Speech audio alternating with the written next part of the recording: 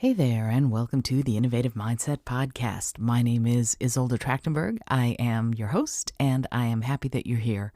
Today on Compassion Wednesday, I want to talk about something that I've been thinking about a lot.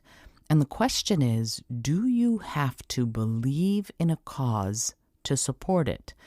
And another way of looking at it is, can you work for a cause you don't believe in? And what does your mission, your personal belief system have to do with whether or not you can work for a cause, or you want to work for a cause, or you want to be on the forefront of that cause? I'm going to talk a little bit about my own personal experience. This is from a few years ago. I had completed a workshop at a college, and somebody at the workshop said, hey, these are all sort of people who are doing continuing education, and the woman said, I would love it if you would come and work with my company and do this communication workshop there. And I thought, yeah, this is great. I would love to do that.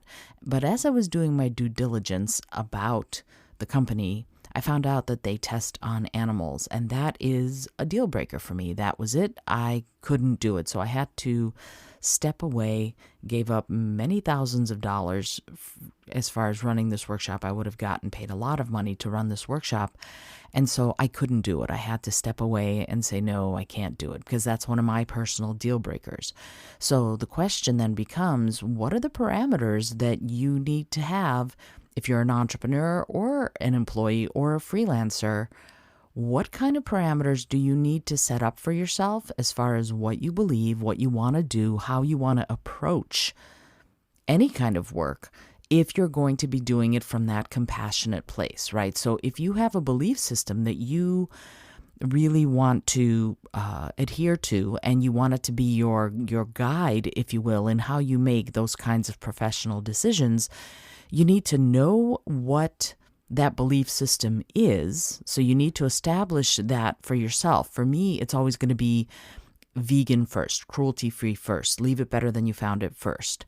So if that's the case, if that's where I am, then I have to really work on that for myself and figure out, hey, is this something I can do or not? That's what I had to do with that one workshop. I had to figure that out for myself.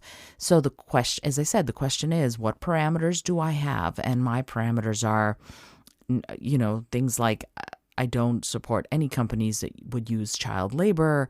I only support companies and would want to work with companies who have good environmental practices, sustainability practices, conservationist practices.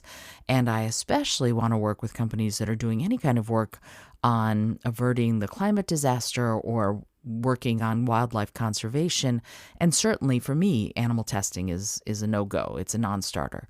So, and other people might find that that's okay for them. It's just not okay for me. So the question is, what kind of parameters do you have set up? If you're a freelancer or an entrepreneur or a creative, you could be a graphic designer or a musician, what belief system do you have set up for yourself?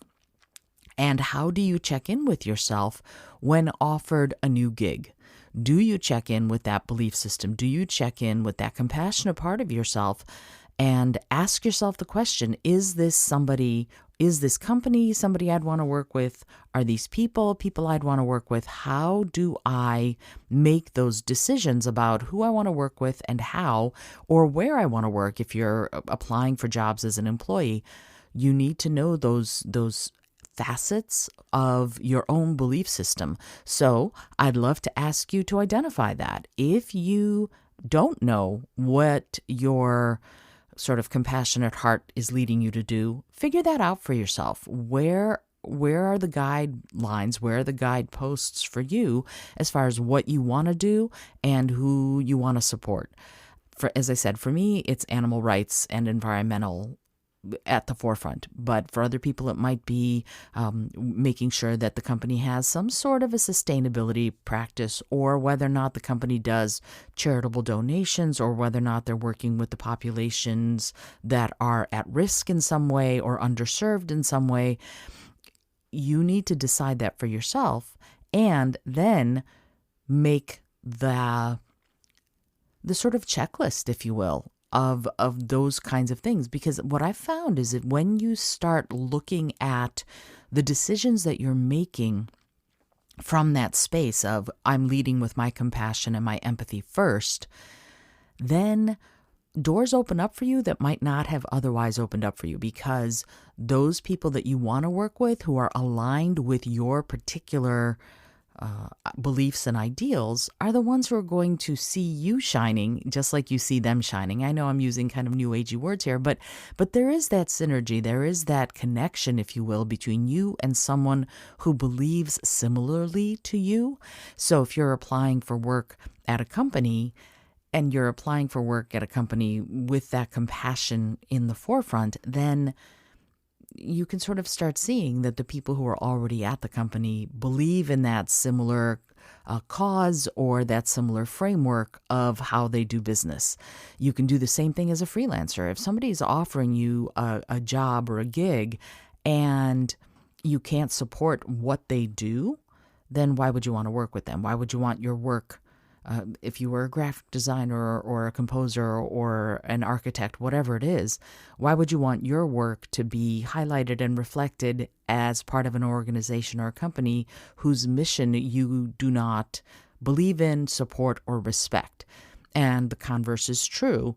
If you are highlighted, if your work is part of a company's mission that you do respect, then other companies will see that exact kind of work and will probably want to work with you because you have that as part of your mission, if you see what I mean. So companies with similar frameworks or similar ideals will want to work with people who share those ideals.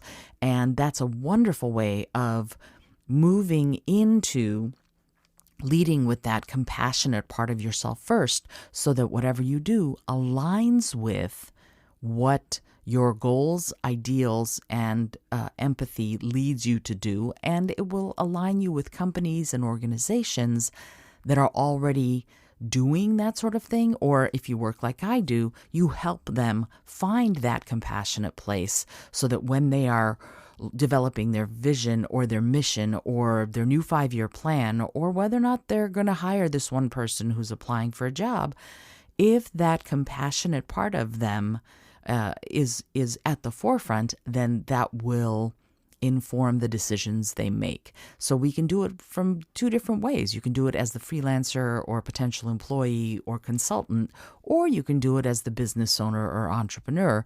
But as long as we have that compassion as the guiding force, then we will come together in a way that is really beautifully aligned. I hope you've enjoyed today's episode. It was a bit of an exploration, but I think it's really important for us to really start aligning what we do with what we're compassionate about, because that will elevate both the person who is applying for jobs or consultancies and the company that's doing the hiring. And if you happen to be a business owner who wants to look at that, this is a really great way to begin. I hope you enjoyed today's episode. I am Isolde Trachtenberg, reminding you that if you like this episode, please share it with a friend and or leave a review wherever you listen. I would love to hear from you. I'd love to hear your thoughts, especially on these shorter Tuesday through Friday episodes, because they are going to be looking at different ways, different facets of innovation.